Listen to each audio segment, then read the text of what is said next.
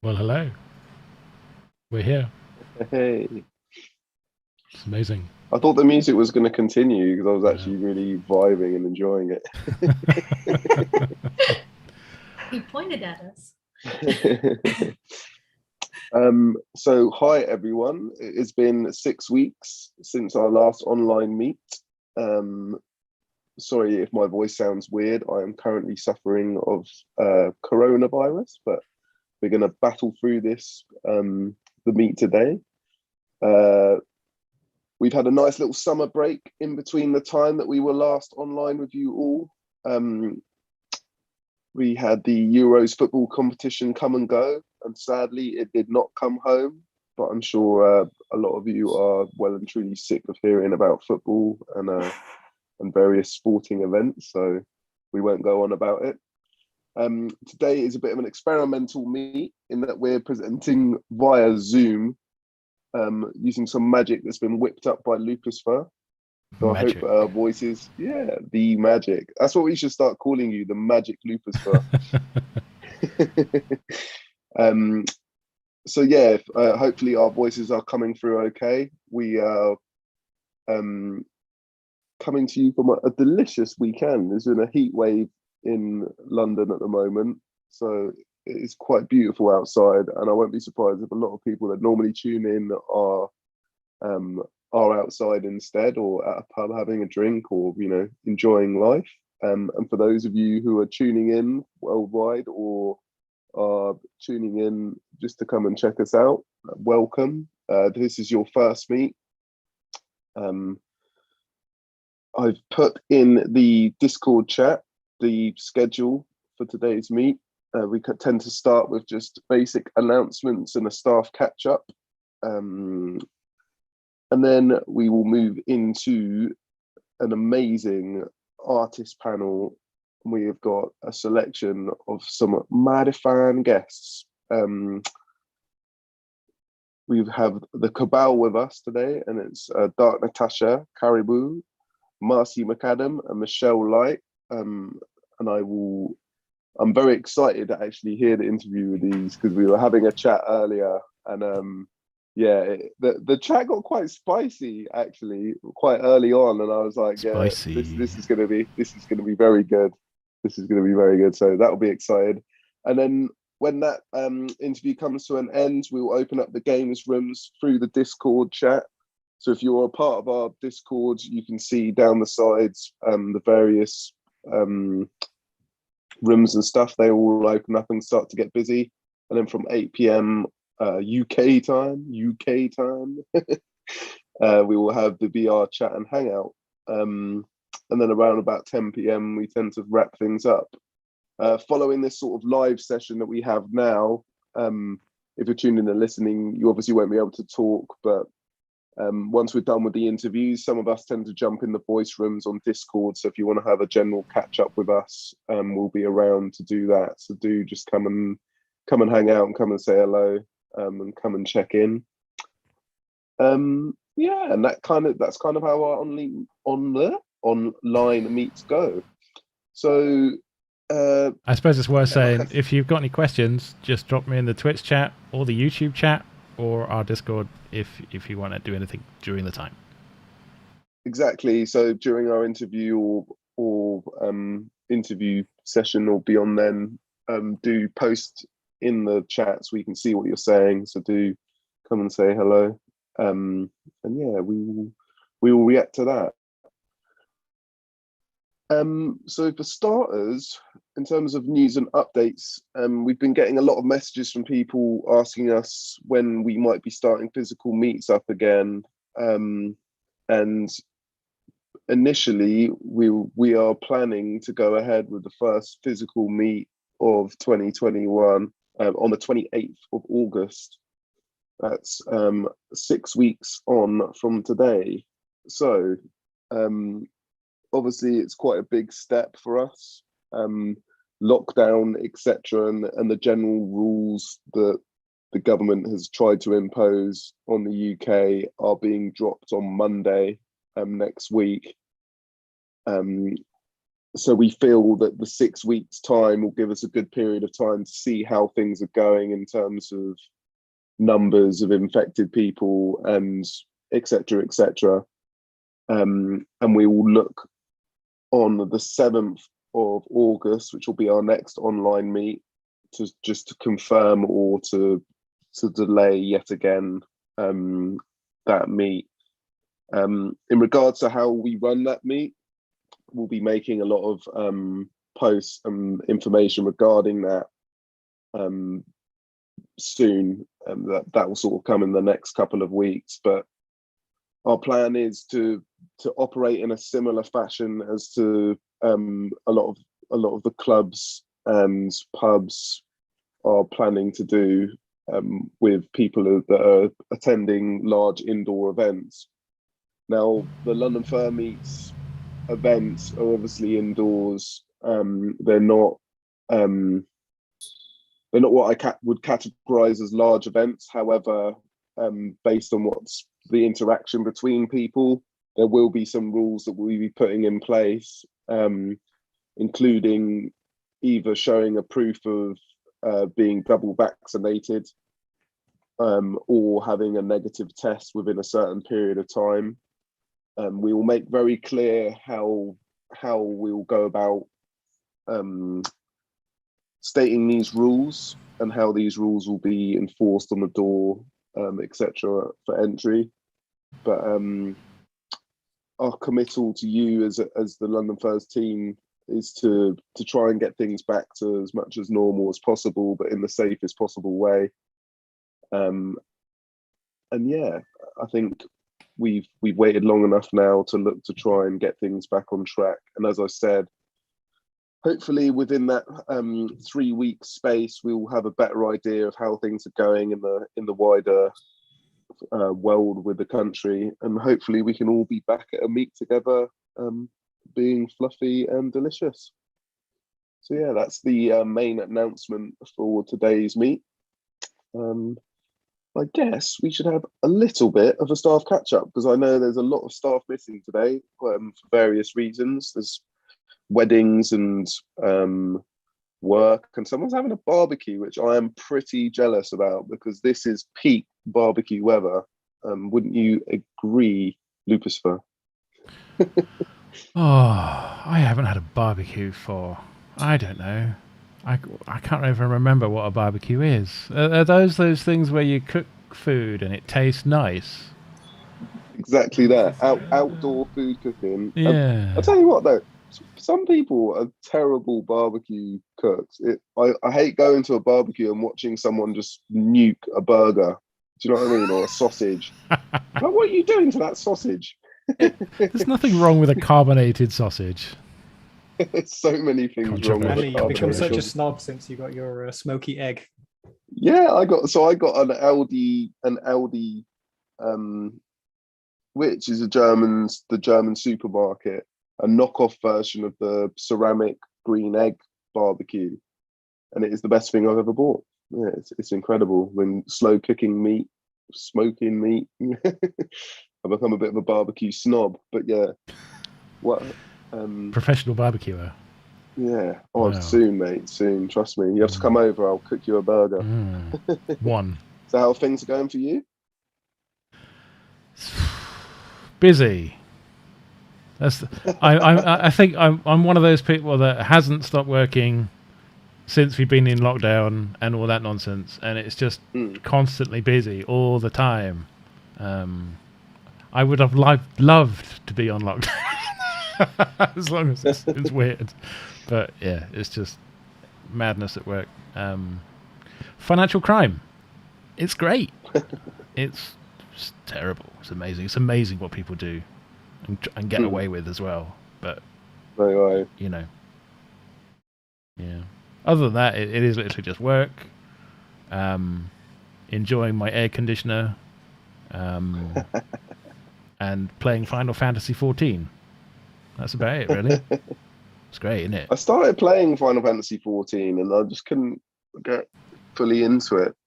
I started playing it and I was like, if I get into this, there goes my life.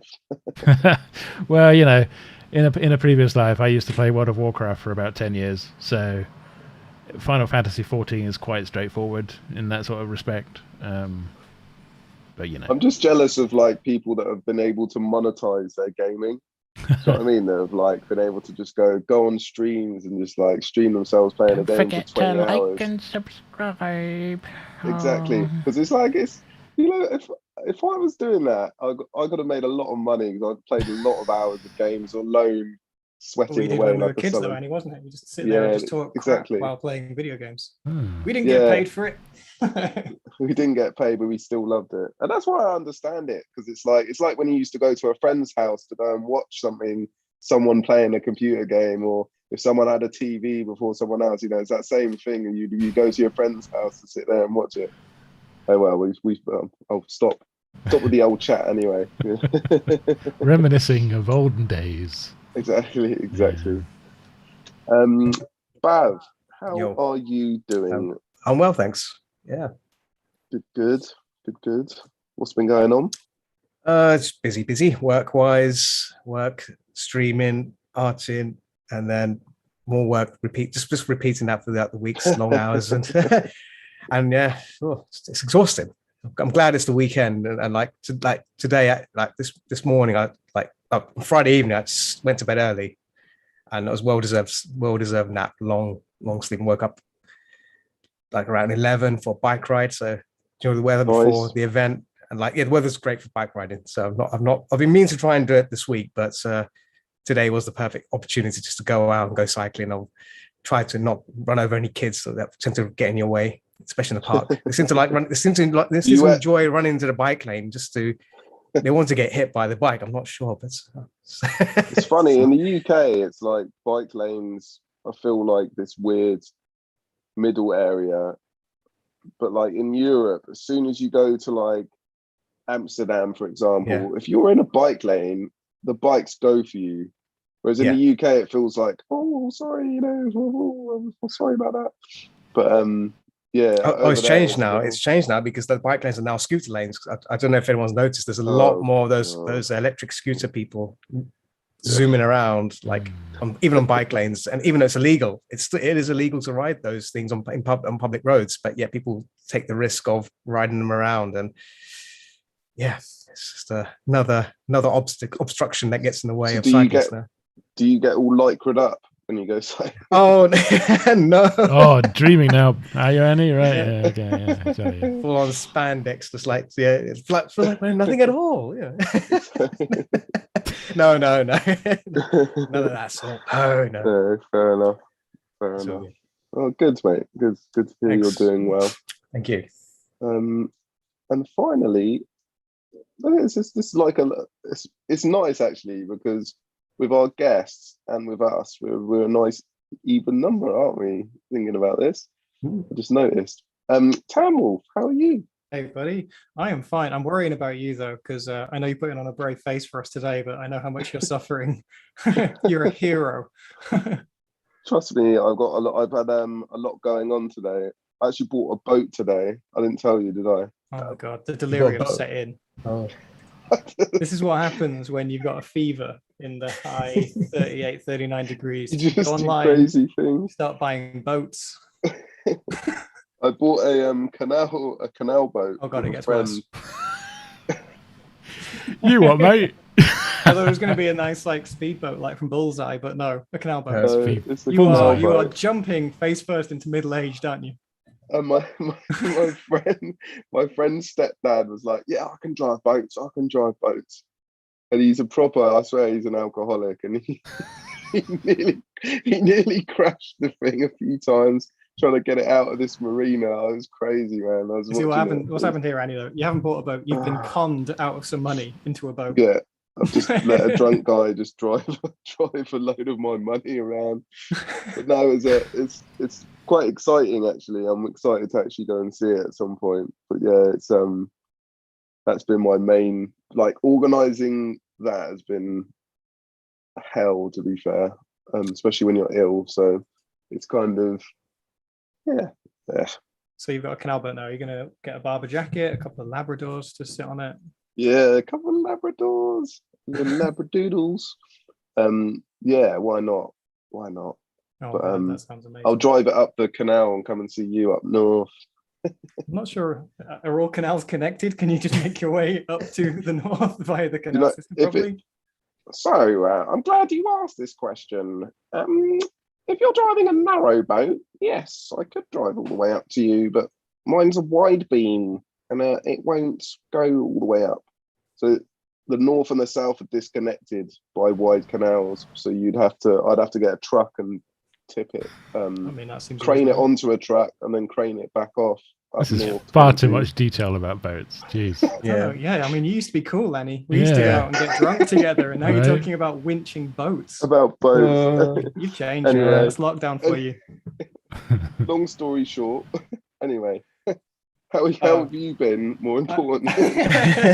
Let's talk more about boats. And I just reversed it round to you. I have been okay. I've been busy on my project, which means that everything else in my life has just paused because my work has just taken over. So I'm very impressed with all these artists that we're talking to who are able to do other things and then still have the enthusiasm to do art, because come the end of the day, I just want to be so far away from my computer screen and desk. I want to be doing anything but sat here. So I'm always very impressed with anyone who has the ability to just go, right, that's work done, and now I'm going to do some arting, because I am just like, I've got nothing left. I am a husk of a boy.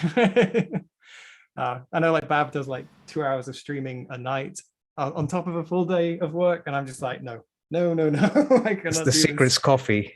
large amounts of coffee. If you have a coffee machine next to you, and cocaine.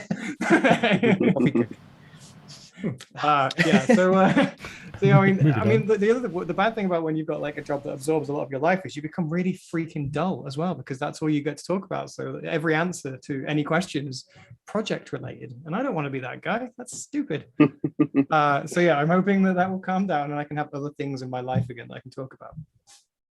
But yeah, that is mostly me. Very good. Well, you need to. It sounds like you need to change your work-life balance a little That's bit. exactly what I need to do. Yeah, a little bit. When does that project end? Next week. Oh, come on. It's gonna Just surely gotta you're make excited. it through one more week and then I'm good. Yeah, one more week. Beautiful. Beautiful. Well, it's lovely to catch up with all of y'all. Let's move on to our next section, which as I mentioned earlier, I'm particularly excited about. We like to welcome our guests with us from the Cabal. Dark Natasha. Hey, How are you? good. I'm doing good. Good. Caribou, Hi. how are you doing? Good. I did just what you said not to.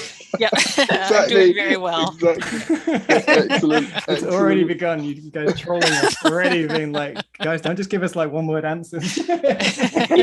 I'm fine, okay. No, I'm good. Excellent. Marci, McAdam, how are you? I'm fantastic. Thank you so much. Excellent. And Michele Light, lovely to have you here. How are you doing? I am marvelous, darling. Just marvelous. Fantastic. Those are good answers. Yeah. Show off.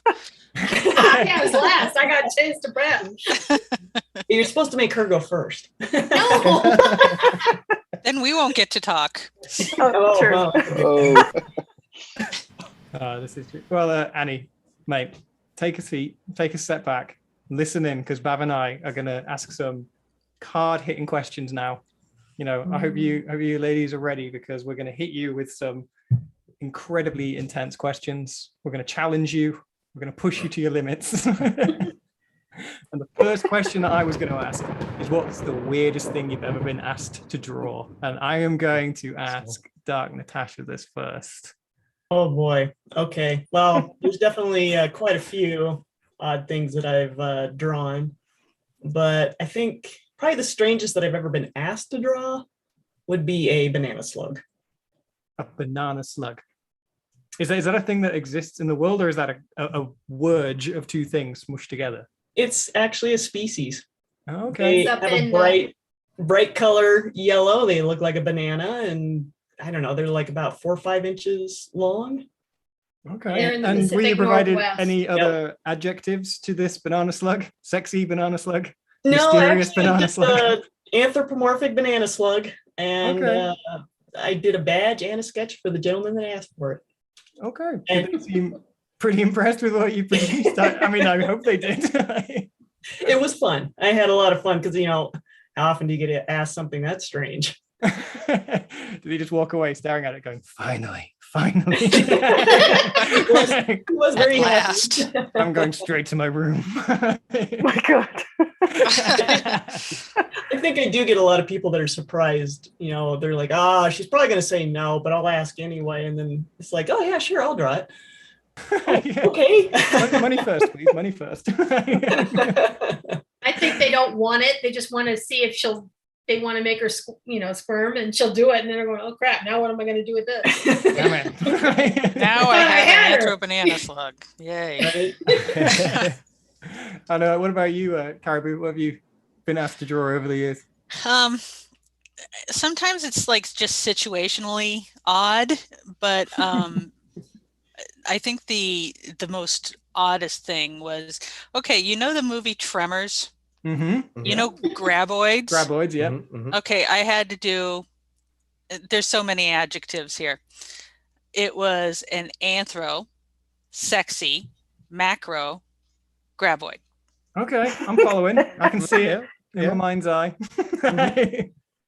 So yeah, That was, A lot of I tentacle don't know. action going on in that. Yeah, when you've been that far, it's all downhill from there. So I did a It's podcast easy.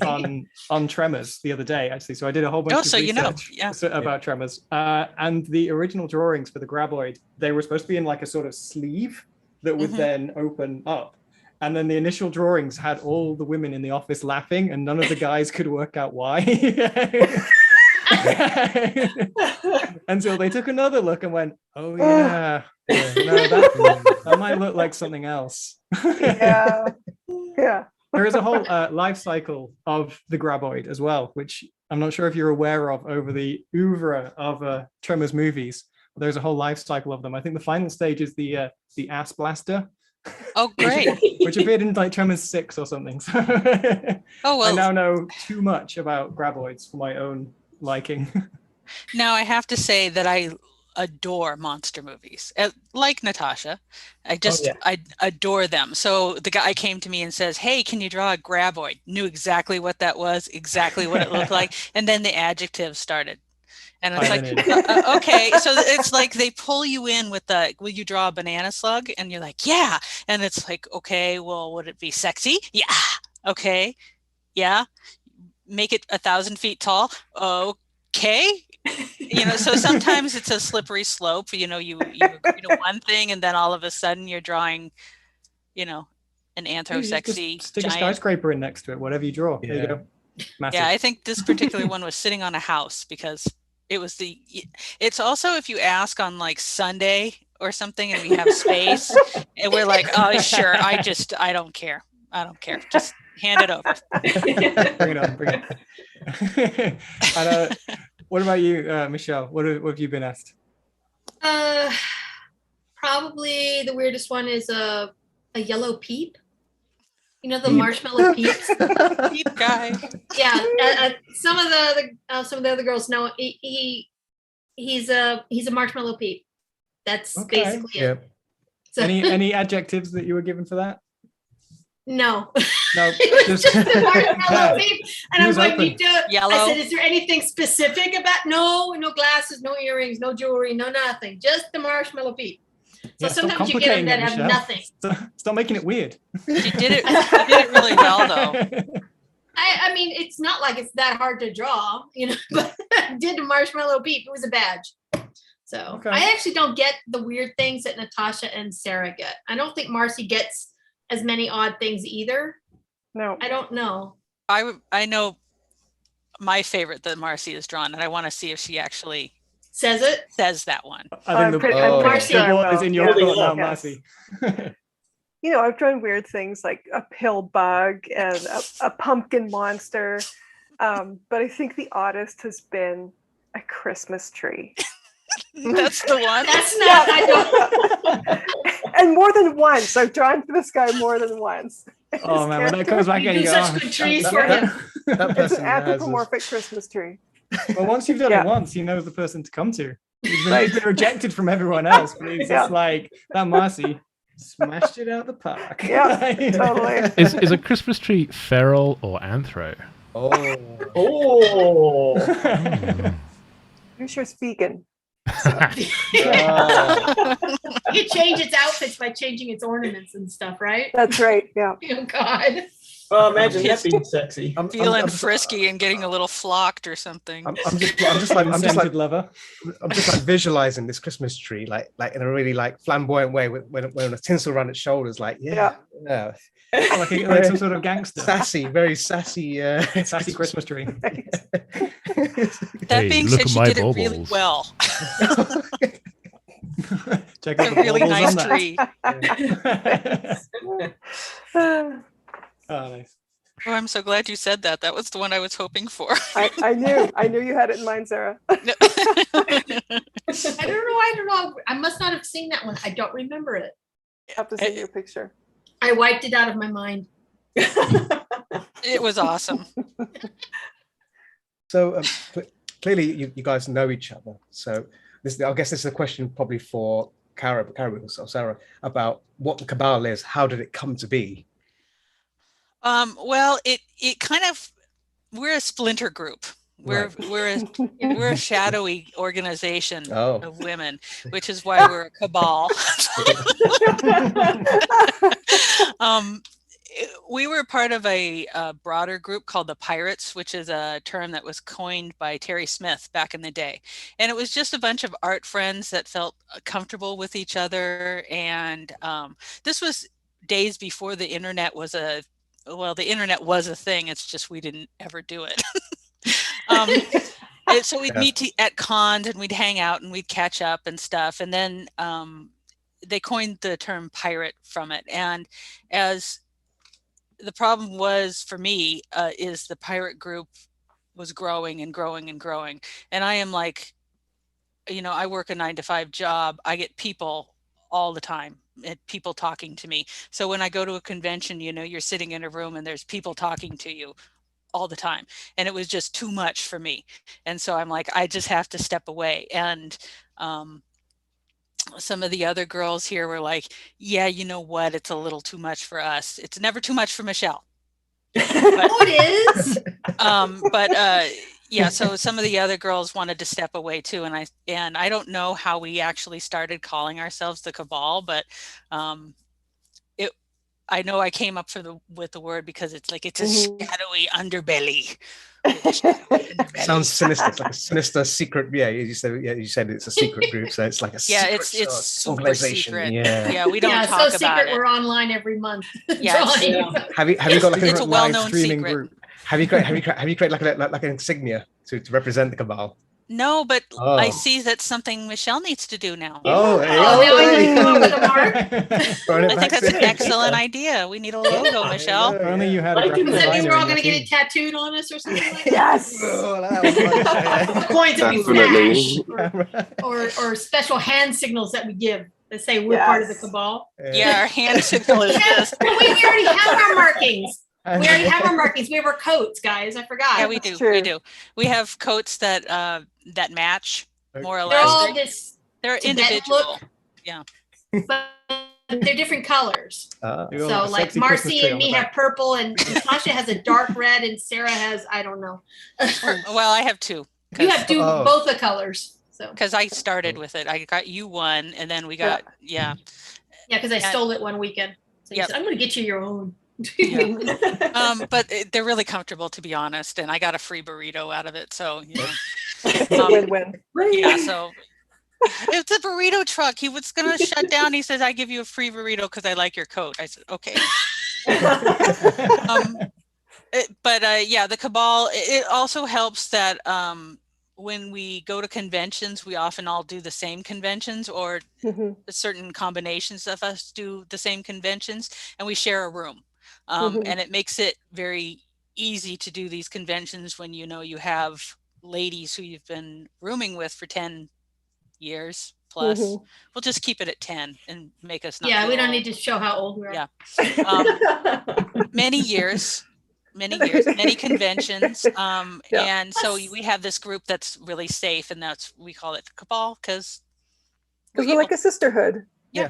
That's a good thing, because like I've done something similar as well. I've got a group of friends that when we go to conventions, we rely on one another. So if something goes wrong, I can reach out to them and say, hey, can you help me with this, or can you help me carry this through, or help me chaperone this stuff across the dealer's den or something like that. So it's a good thing to have that kind of that kind of group to cover yourselves with. Yeah, it's good. You're going to say chaperone this drunk person then. Chaperone. If it's drunk person, security. We do actually have to chaperone Natasha when we go anywhere, because if we don't, she gets stopped. Oh. Yeah. And so let's say let's all go and get, like, we're heading to the dealer room, and Natasha is being stopped left and right, and she's always the kind who will stop and talk to them. We're going, Tasha, we have to go. The dealer room's opening. We have to go.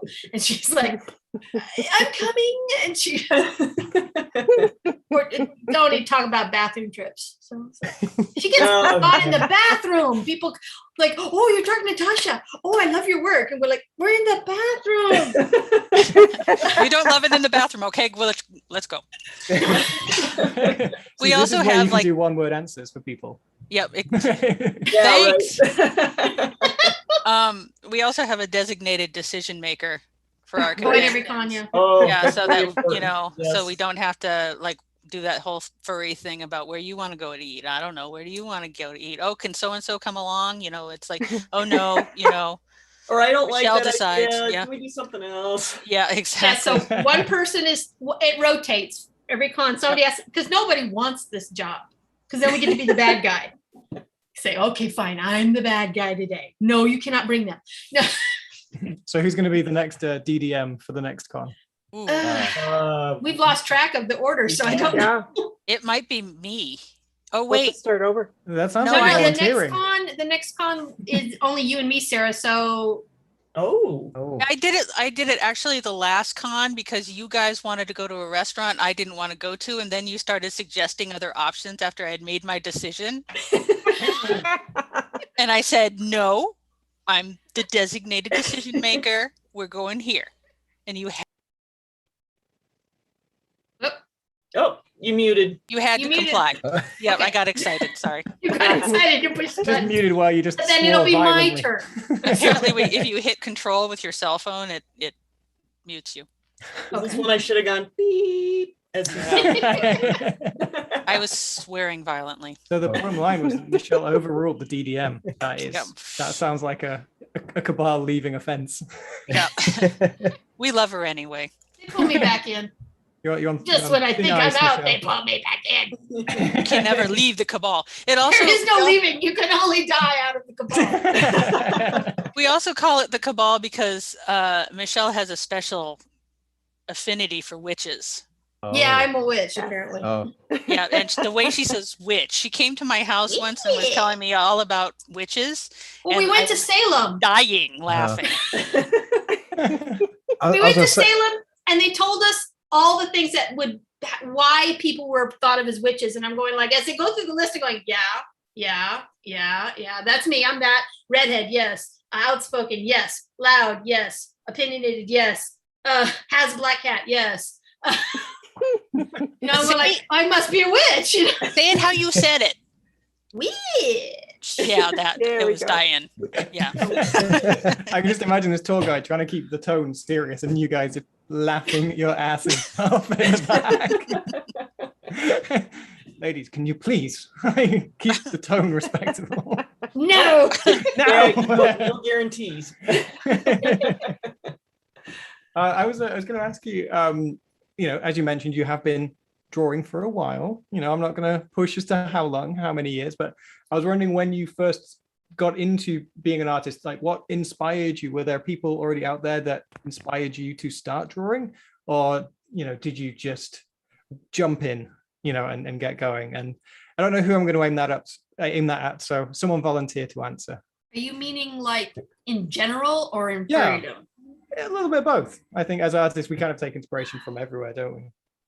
I mean, personally, me, there wasn't a time when I wasn't drawing. So I was always doing it. There's stories of me defacing military property because I would take my crayons and write on the walls of the housing. And then when those are taken away from me, I do it in the closet where they couldn't find it. They found it. Then I carved in the wooden headboards of the military furniture. I mean, At which So point I did was they say, let's just get this destructive. girl some paper? God damn it. Well,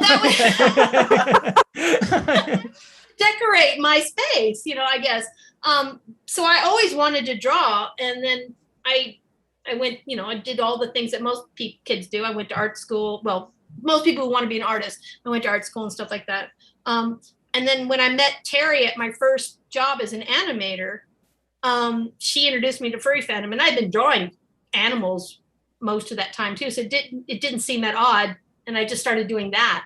And that's where it started. So Terry got me into furrydom, but I was always into drawing. So Yeah, she was kind of my first sight on that too. Mhm. Was So that's a bit- once the internet opened up and I'm like, oh, hey, there's other people that draw like me. And one of the people I remember the most was Terry Smith. And I'm like, oh, wow. And Terry she's Smith has a lot to kinda answer got for. me to, yeah, invest more into it. we refer to the people who introduce us as their gateway drug. So Terry, for a lot of the artists we know, was our gateway drug. So she got us in, and now, then you get sort of enveloped and hooked. So Oh, nice. What about you, Marci? What brought you in? I've always drawn animal people since I was small.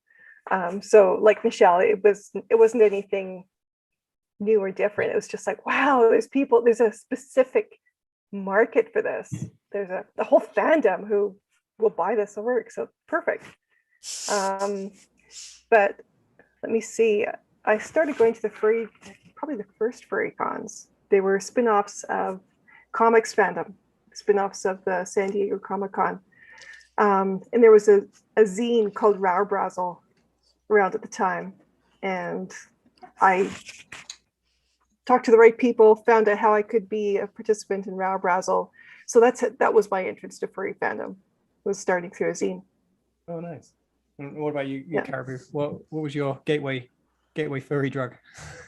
Robin Hood.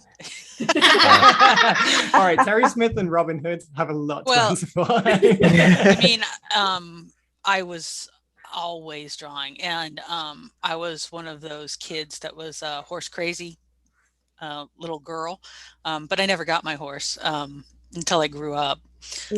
But I drew horses obsessively, so many horses, and then it was dragons, and then horses and dragons, and then they all had to have something with them, and they, people were boring, so they were animal people, which were far more interesting. And then I was actually a sculpture major in college for a bit.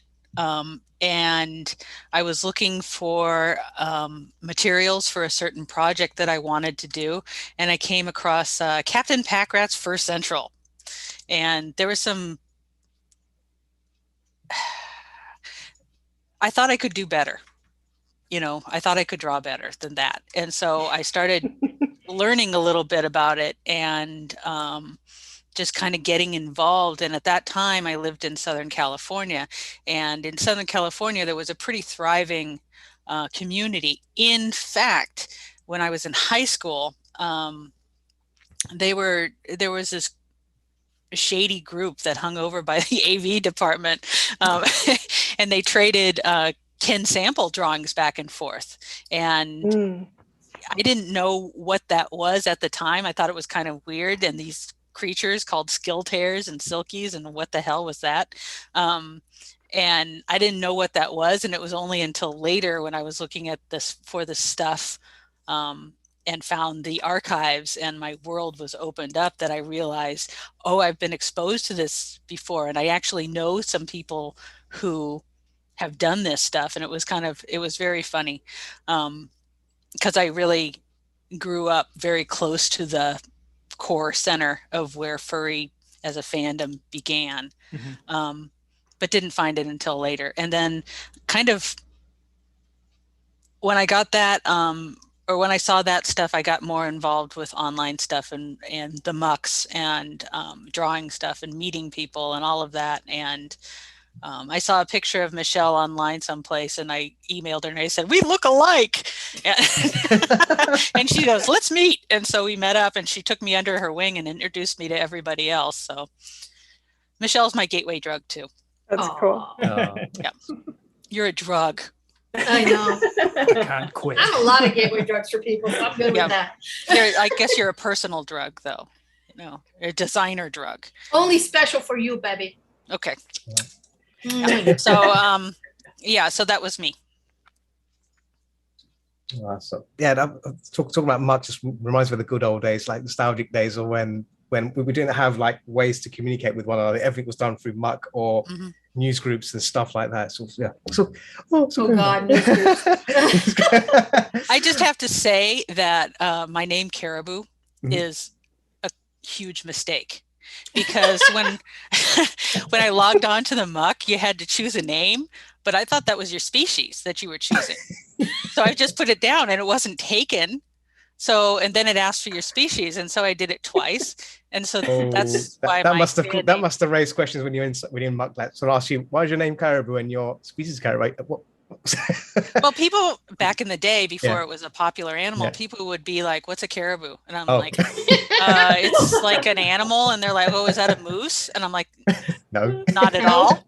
It's not at all a moose."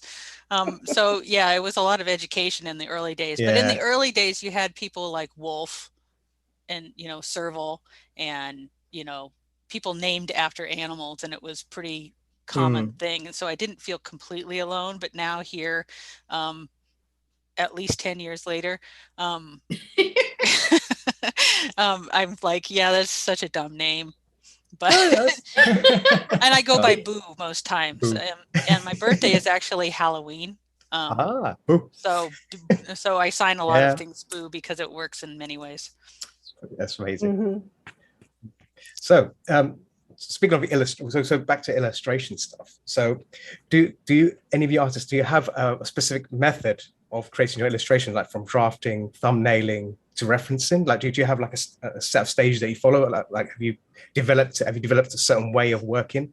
Because obviously, as most artists, they tend to, when they draw something, they go through a certain number of steps, and obviously, as they progress, they'll probably refine it and make it better in terms of streamlining their work. Do you all have a specific way, or has your workflow evolved since from this day on, or has it changed, or do you still keep the same kind of workflow in terms of what are your steps from start to finish? That's the right way to say, for completing an art piece.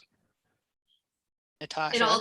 Well, okay, who wants to talk?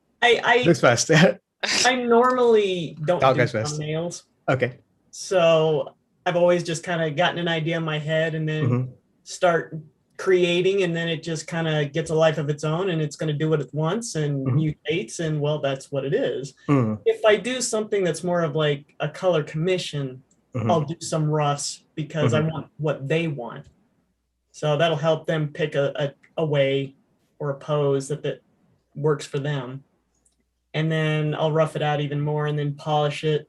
And then once I get it to where they like it, I make a copy of that drawing and then color the copy in case something goes wrong.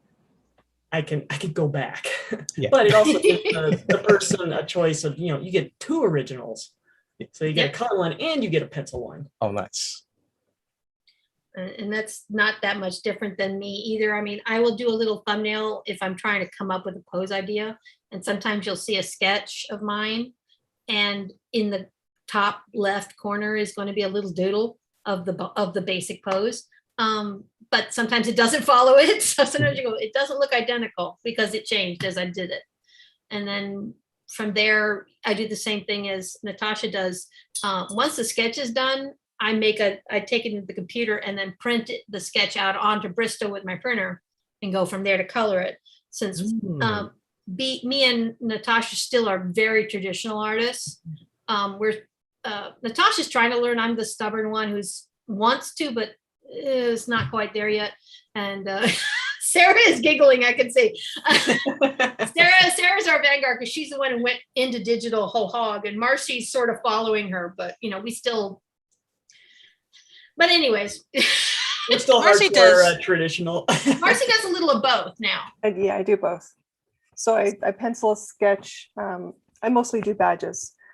So I'll pencil right on the Bristol on the badge, scan it in, email it for approval, and then ink and color the original. But lately I've been really enjoying using the Apple Pencil on my iPad, using Procreate. I can do a pencil sketch on there and then switch. And it's just so easy to ink and color. So yeah, I'm really enjoying my iPad.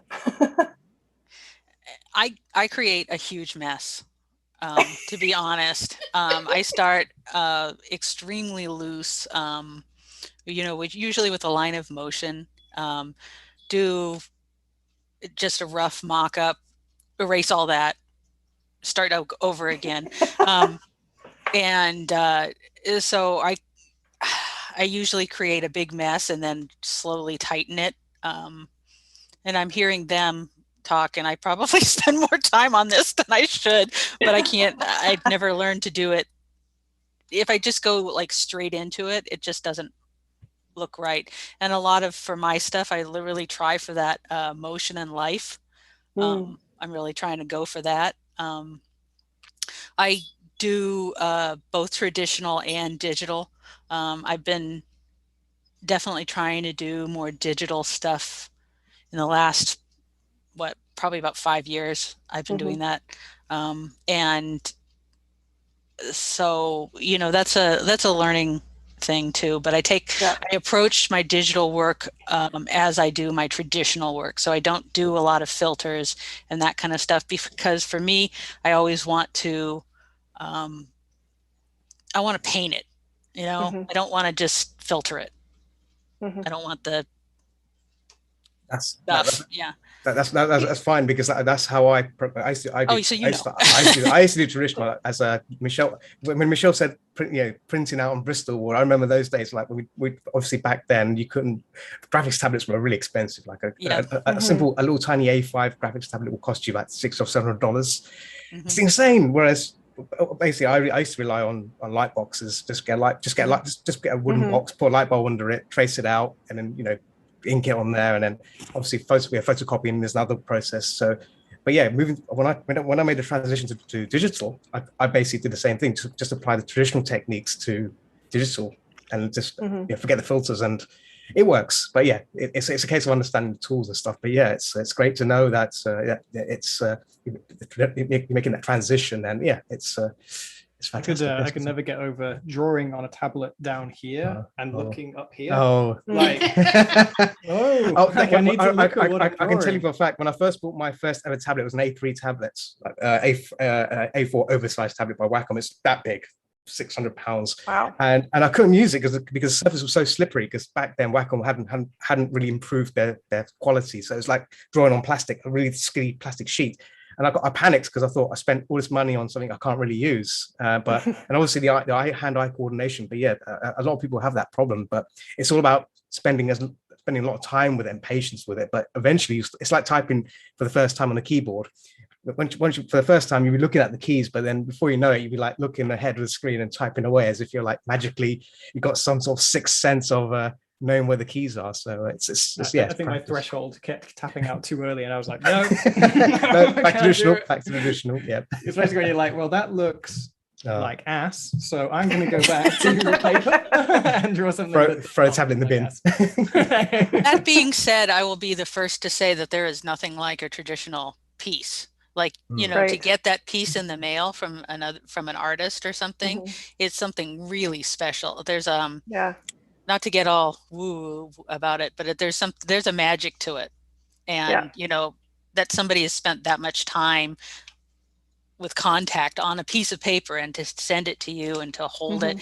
There's something really great about that I don't think that digital quite has. But then with digital, you're literally painting with light, and you can never get the luminosity unless you're doing like a million layers of oil, and I don't know who has time for that. So no time for that. Nobody in furry has time for that.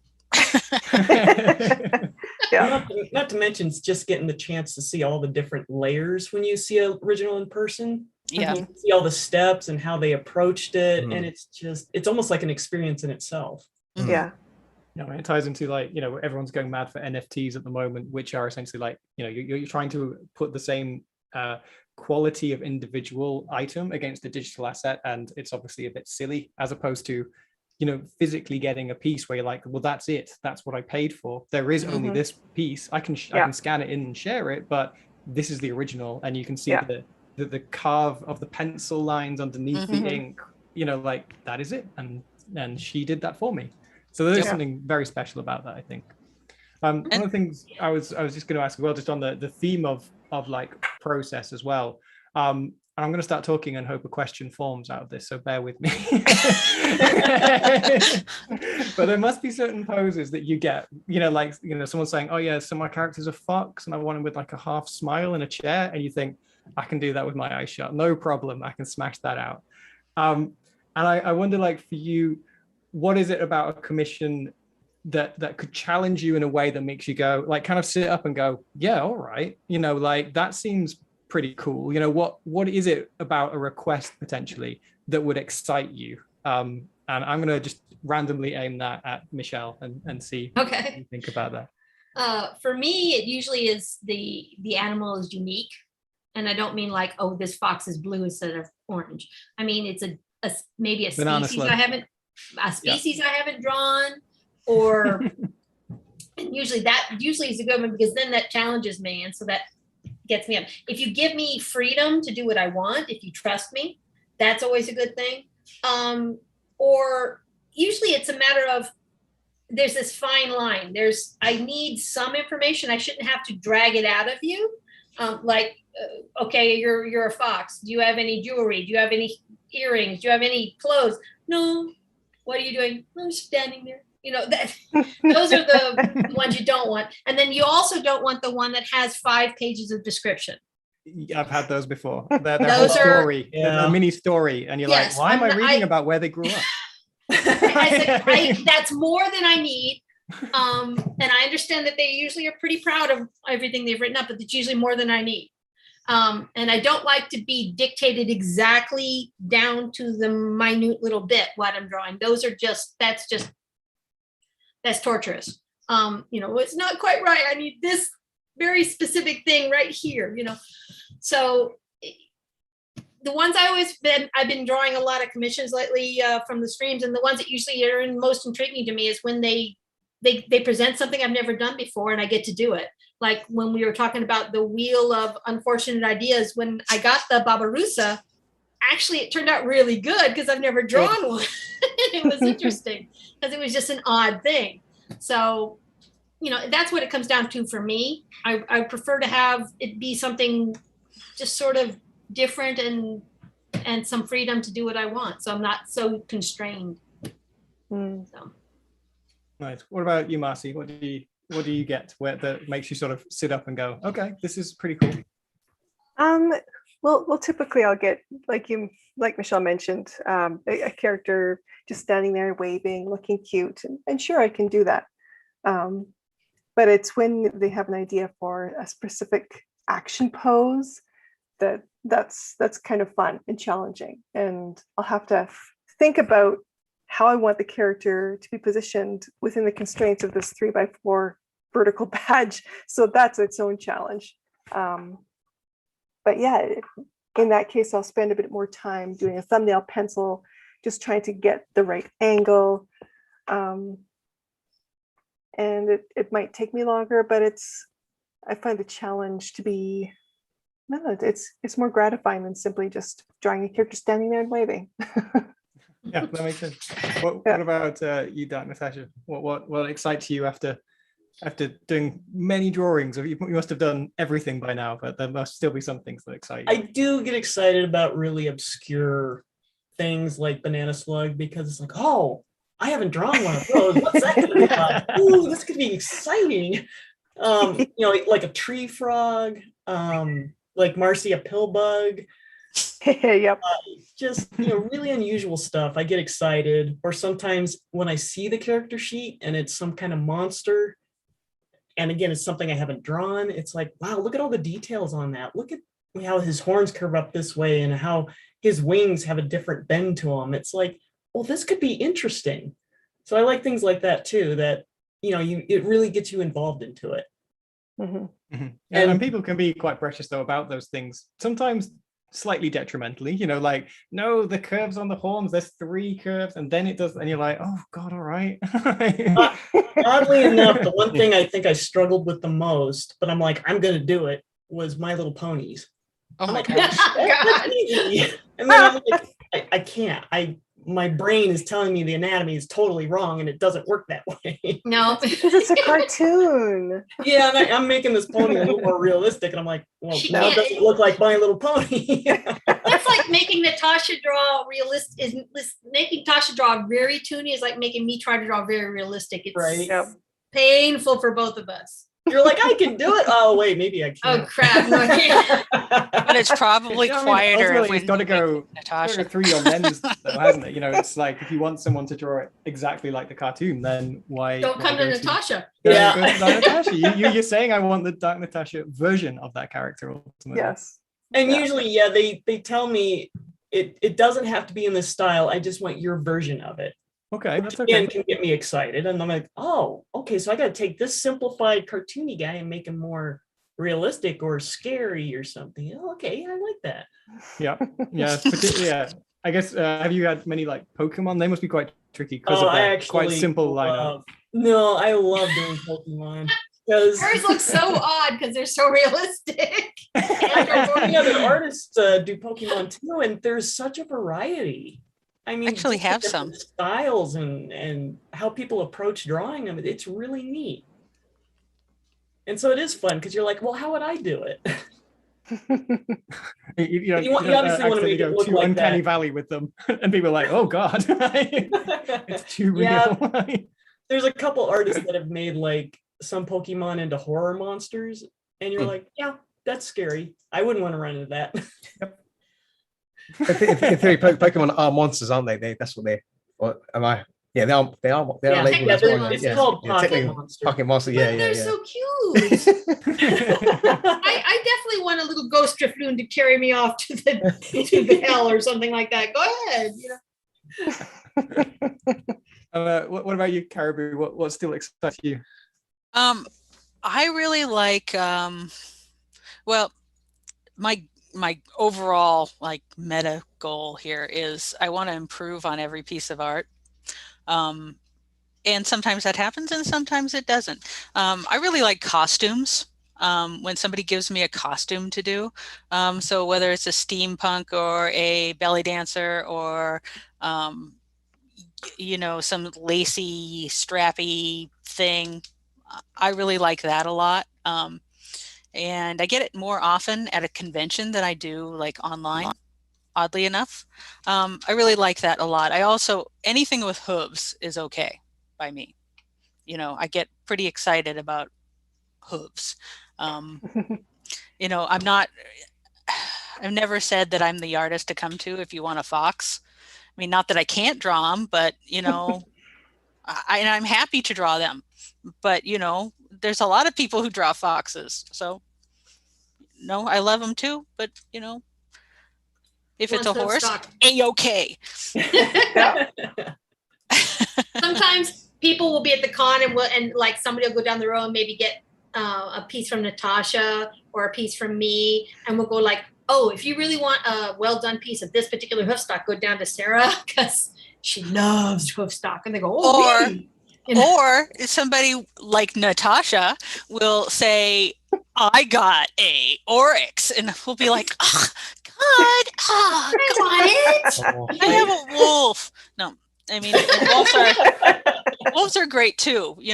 Oryx is like up there. Oryx is up there, isn't it? It's like, yeah, it's like, oh, you got an oryx. Oh, you got a sable. What? I got a water buck. What?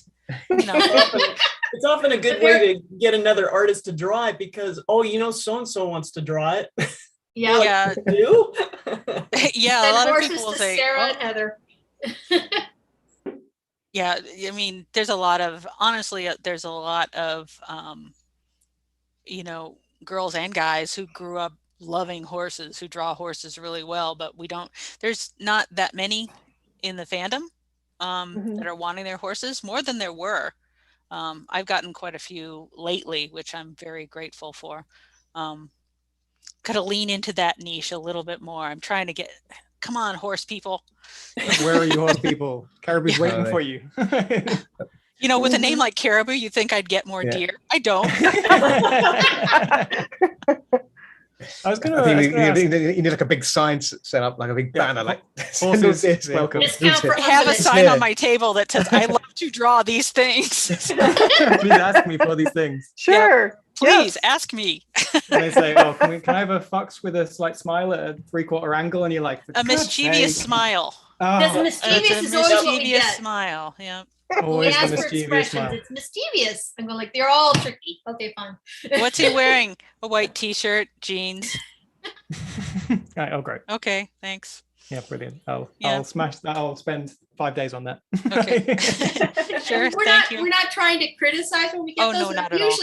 They're younger members who haven't really don't understand their character that much yet. So usually when they don't give me any very specific markings or don't have very specific outfits, they're new to the fandom. So, It's like their starter character. Some of us, have one that we start with and then kind of figure out what we really want and kind of move into that later. A lot of these are starter characters, and there is for sure 100% a time and a place for that.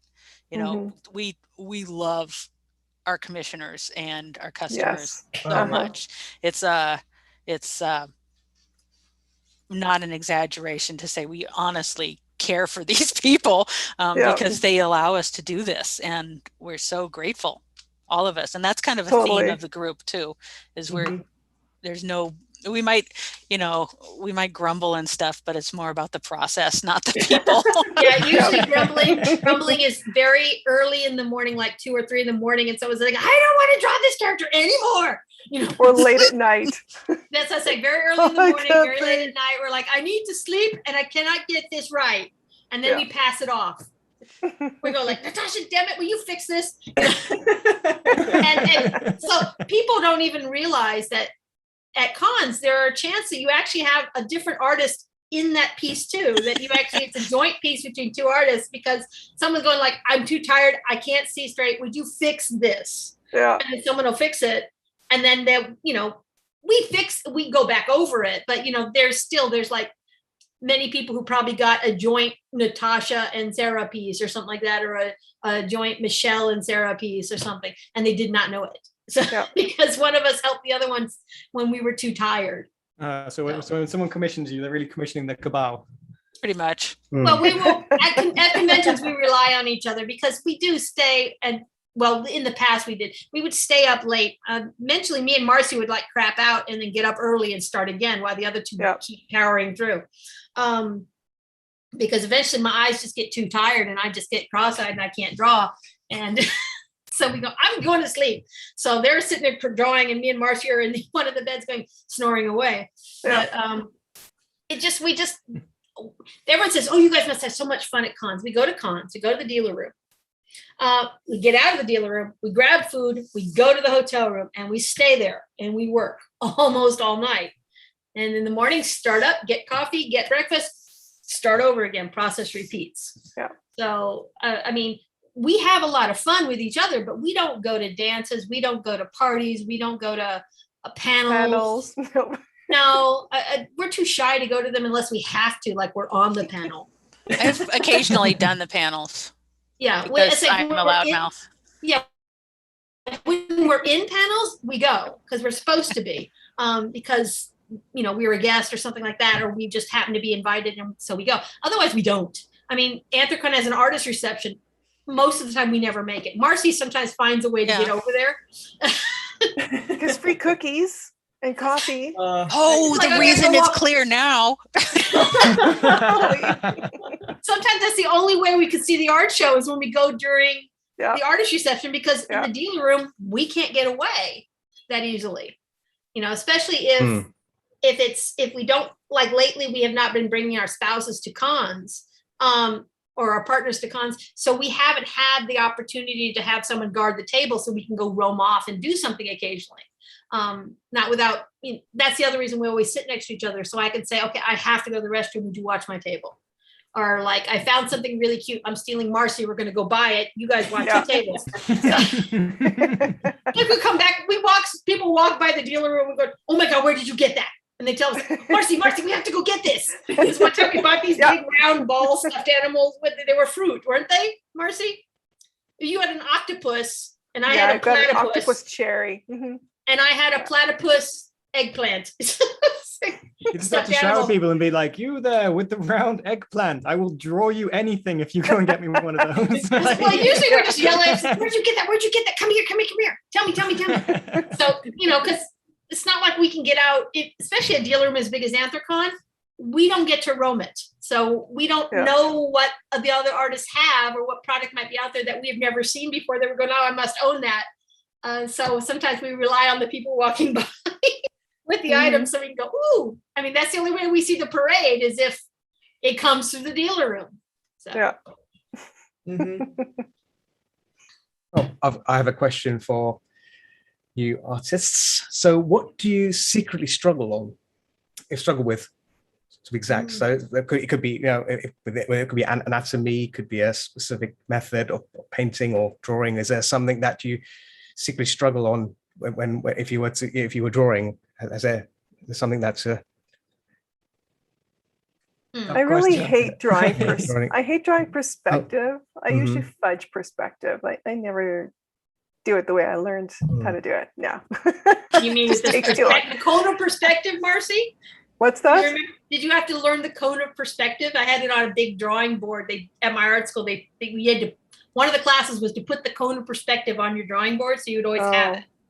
Well, I didn't even go to art college, thank God. So trust me, I don't even use the cone of perspective. I'm not even sure I could even build it again. But it's like, no, perspective is no. Yeah. That's why my backgrounds usually don't have a lot of depth. Yeah, exactly. And I don't really love drawing things like guns, motorcycles, mechanical things. Don't love it. I could draw it if I really had to, and I have, but I just don't like it. But if you draw a gun, invariably someone's going to tell you drew it wrong. Oh God! Yeah, because because I'm a cartoonist. Well, no. It's even like I was getting reference for an M16, and apparently there are different versions. And so I had different images, but they were different guns, and I didn't know it. And so somebody corrected me. You drew this part from this part of the gun and this part from this part of the gun, but they're never the same. I'm going like, well, then you have to give me the exact picture of the exact. Well, no, it's not even. It wasn't even that. It wasn't a commission. It was meant to be. It was a play off of. It was a pun name, and it was a military girl, and she's leaning over and she's got the gun across her knees, but it's all about her chest. And instead of looking at her chest, which is the focus, they're looking at the gun. And I got it wrong, apparently. So Michele, just guns are not for puns, okay? Well, apparently guns not puns. Serious business. Yeah, so, but you did your girls with gun series, and I'm sure they were some of them going like, not quite right. Yeah, they were. I will draw weaponry. I don't like it, but I will. I'll draw it. I tell them that you must send me reference, and I will trace the crap out of it because I don't know what the parts do, and it's like being asked to draw an engine from scratch. I mean, you guys, everybody knows what an engine roughly looks like, but somebody there is going to go, that's the wrong carburetor for that model of engine, and you can't do that, and it needs a distributor for that model in that year. And it's like, oh my God, it's furry art. Do you not realize that there is a fox girl standing right there? We're not in a real life situation, guys, but guns you have to be extremely specific with. I struggle with guns. We're getting back to the question. Lighting is one of the things that I have a big issue with, and I'm constantly trying to battle being brave enough to make my darks dark and my lights light. Contrast. Chiaroscuro. Is that the word? Did I pronounce it wrong? Well, yes, but no. It's a technique, not a thing. Yeah, but that's contrast. What I mean. That's the light dark thing. Yeah, that's my biggest problem is I'm constantly struggling with lights and shadows, trying to make them really pop. I admire Rembrandt for how he does his, but I feel like so many times I get the piece to where I really like it, and then I'm terrified if I screw it up with the lights and shadows. So I tend to kind of just go easy on it, but I really want to get better at making it more stark, a lot more emotion with just the intensity. It's a really difficult thing to do in traditional media too, because you can go too far very easily. And that's one of the reasons that I do a lot of digital stuff, is because I can back up. And it's cheating totally. But, it helps to be able to learn how to do something. It always helps to be able to do that. Also doing a lot of study of other artists. We all look at other artists and share other artists that we really admire and did something really stand out and say, oh, how did they do that? Yeah. The Russians. Oh, the Russians. So many Russians. They're so good. Yeah. That's our artist boogeymen. There's other Russians. There's a lot of them, and it's like, how do they do that? A bunch of us follow them. It's not like we don't appreciate them. We do. We're just like, damn. Where did they come from? And why are they so good? You can find a lot with artists who are just emerging. They tend to go too dark because it kind of darkness hides a lot of sins. You just put it in shadow, hide everything. And I think sometimes you might have to kind of go through an arc of like learn the skills, and then you can actually learn what you want to hide. I mean, another thing that's Sam just mentioned. One thing I've noticed from Russian artists is that most of them tend to be. It seems like it seems to be more. They're relying more on the digital filters and stuff rather than traditional. Because with traditional, you can go at color and you can make things look vibrant. I think I've noticed some of the work that some of the artists have done. It looks amazing, but it looks really muddy, very desaturated. Yeah. I think this is where understanding of color. If you know how color works, you'll hit those color notes straight away without relying on the filters and letting the computer do all the work. Basically, I think sometimes you miss out. Sometimes I think there's a clear distinction there between painting with color and painting with like painting all in gray and then slap some color on it and then let the computer do like an overlay which figures itself out how it should look based on the values. I think sometimes it misses those notes where traditional really shines off when you know how color really behaves, where you know how reflection works based on color and things like that. I've noticed that kind of style of work coming from Russian artists, but obviously there are some which know exactly what they're doing. They can clearly tell that they know what they're doing, but there are some which are kind of using that kind of sneaky technique, which but again, they're like Russian furry art school, weren't they? Oh, really? Oh. secret. Oh, the secret Russian cabal. Your counters. I was going to ask as well quickly. It reminded me, like, have you seen like the types of requests that you get as well? Like, have you noticed a change over the years? Do you see more of a certain thing and less of a certain thing, or has it kind of mostly stayed the same over the years? It does rotate a lot, but there are certain things that do seem to stick around, like wolves and foxes. They're always there, but then sometimes otters become really popular, and then huskies. Not so much. Remember when huskies were the thing for a while? Mm-hmm. So all of a sudden, actually, caribou are starting to become popular. Yeah, caribou are really popular. Pretty excited about it. Here's my moment. Have I gotten any? No. Not that I'm bitter. No, not at all. Not at all. Okay, come on, everyone listening to this who's a caribou, you know where to go.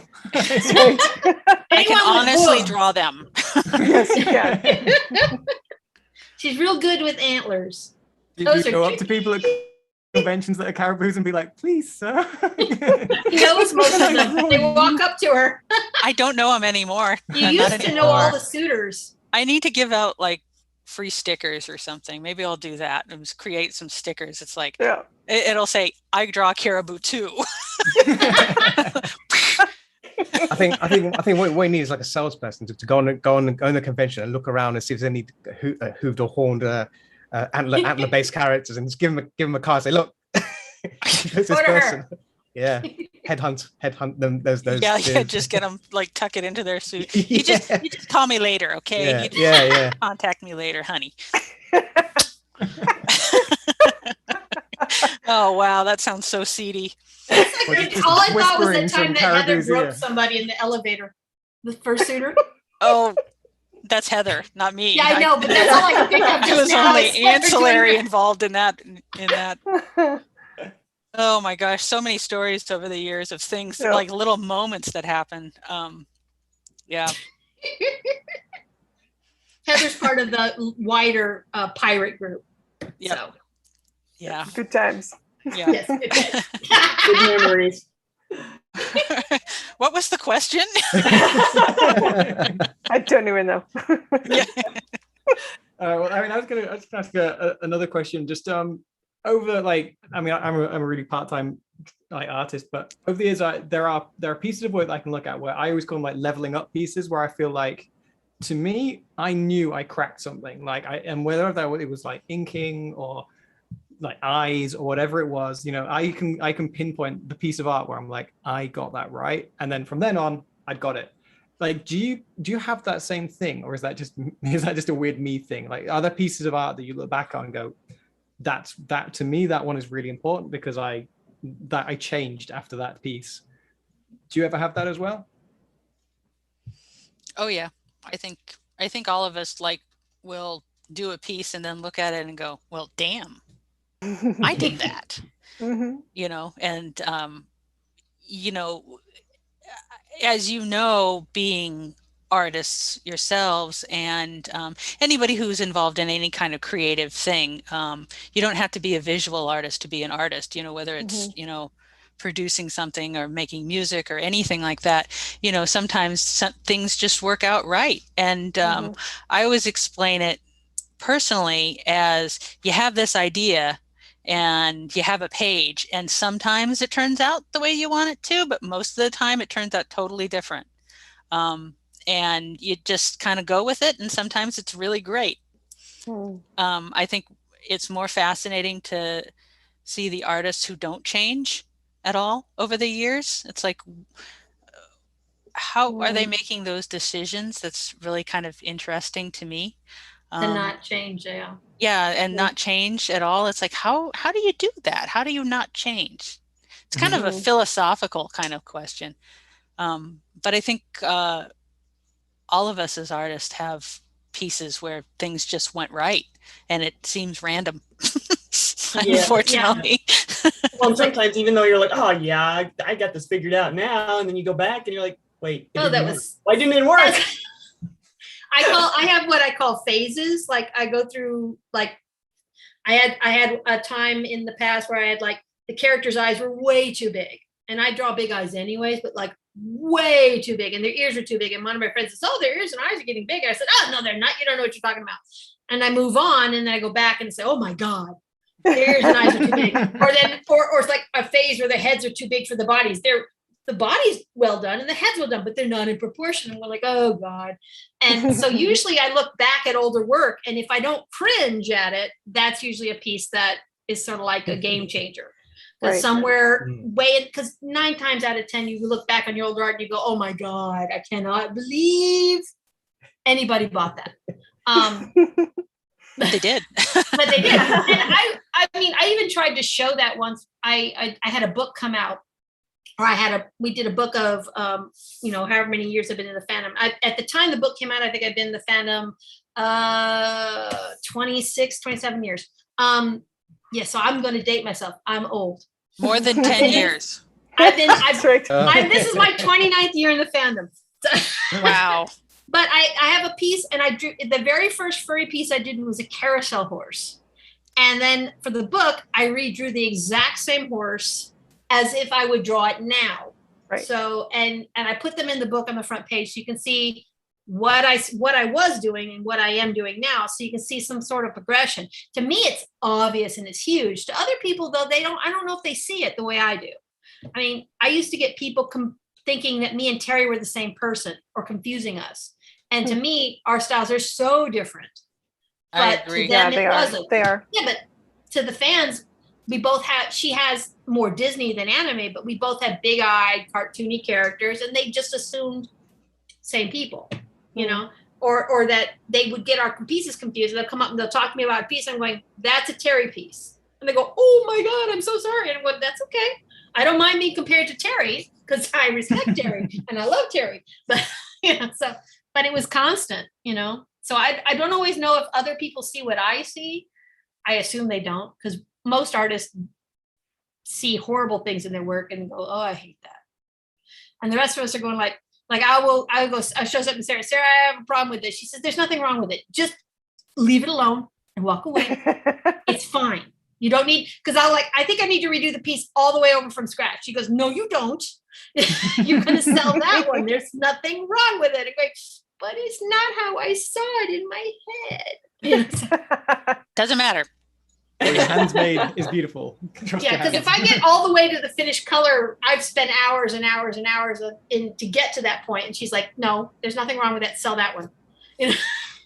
Sometimes we really need each other we need each other for a lot of ways. Point of sanity. And just to kind of ground us again on what it is that is important. And I would like to say through this pandemic, we started a thing where we're talking like every week, and it's made us better as artists, I think. and definitely better friends. Because otherwise we'd just see each other at conventions and we'd have that like concentrated time, and then we'd go back to our lives and catch up in a month or two. Right. But now we talk almost every week. Yeah. And so a lot of like problems now. get solved. Yeah, exactly. Yeah. And we stream every month now, and which we never did before. Nope. Sarah was the only one who did its streams before COVID. And then I started joining her when COVID hit, just so I could, and I have to say that I've done a major up. There's my level up.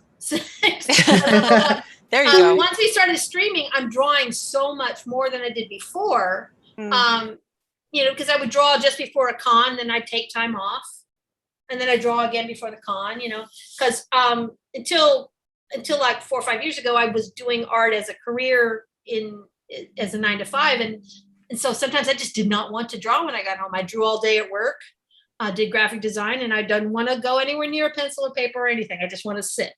But once I finally quit and started drawing more full time, it's been a large change, and drawing with Sarah every weekend has helped an awful lot. And then she helps me with my anatomy when I'm going like, something's not working here. But also just being able to draw with the girls every month is a blast. It's almost like we're at a convention. Yeah. And I'm hoping that will continue even if the conventions pick up, because I think that, I mean, we're almost at a point where you almost don't have to go, other than, obviously we want to put our faces in so people don't forget about us. A lot of people in the fandom don't know who Terry is because she can't go to conventions anymore. And so they've lost track of her, even though she's not as active as she used to be. So, but, just a lot of the real old schools that we started out with, people in the younger fans don't know them because they either aren't online in a large presence or they're not going to shows. So we wanted to always make sure that we put ourselves out there so that they remember who we are. And it's nice to see them. It's a great vibe going to a convention. Yes. And just having that immediacy of being able to see the people that you're doing artwork for, and to see the reaction when they get the piece that you created for them. It's just it's such a gratifying feeling. And just all that creative energy in one place is just really energizing. Yeah. Yeah, we get home afterwards, and it's not always so much that we get sick. It's more like, okay, I need downtime. I've been on.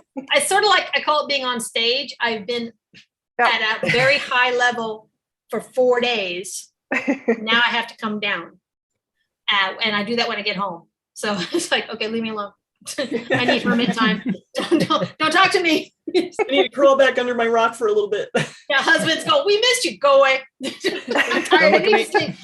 Natasha needs to sleep because she probably slept maybe 4 hours the entire weekend because she stays up so long. So major sleep deprivation. Then the coffee doesn't work. We're getting old. It doesn't work anymore. It's just like, oh. What was it? 5 Hour Energy used to work. That don't work. Nope.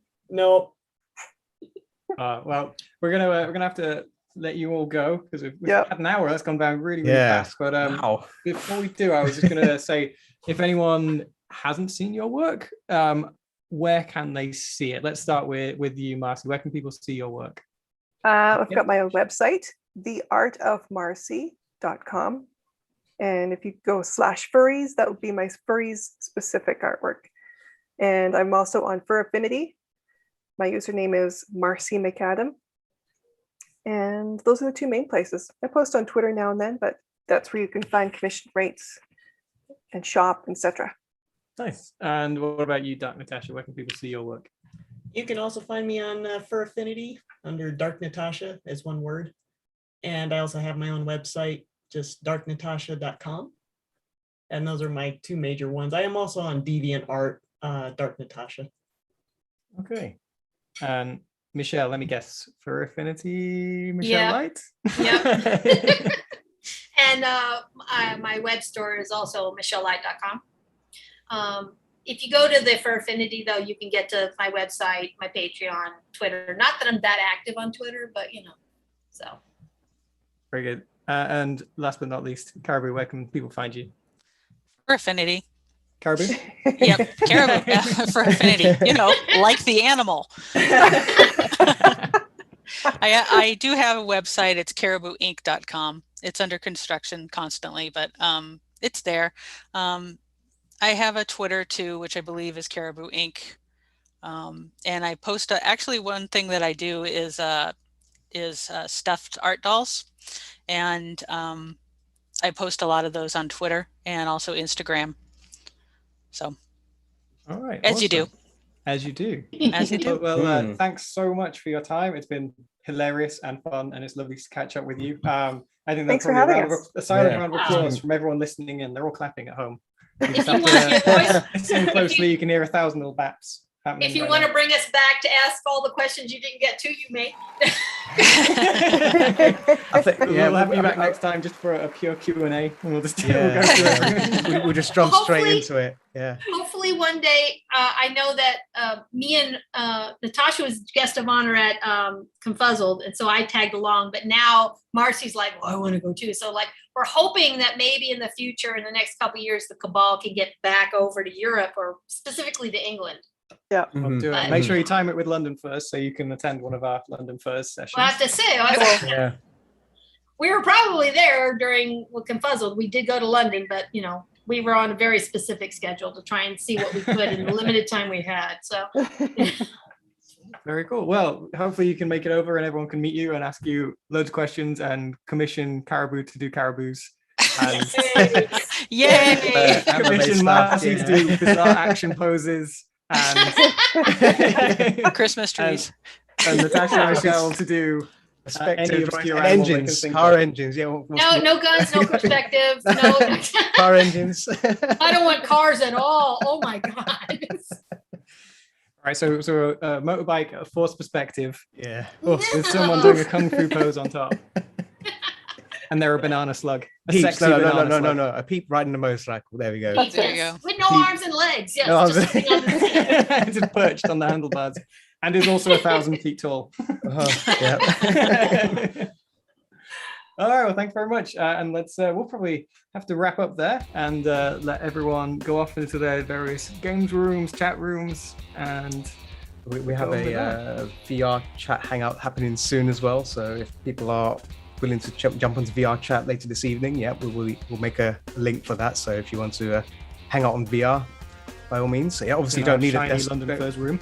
Yeah, you don't need a VR headset for it, but you can still use desktop. But yeah, it'll be open this evening. Cool. Thanks very much. Yeah. Thank you. Thank you. Thank you. Thank you. It's been very enlightening. That's been LondonFurs. Thank you very much, everybody.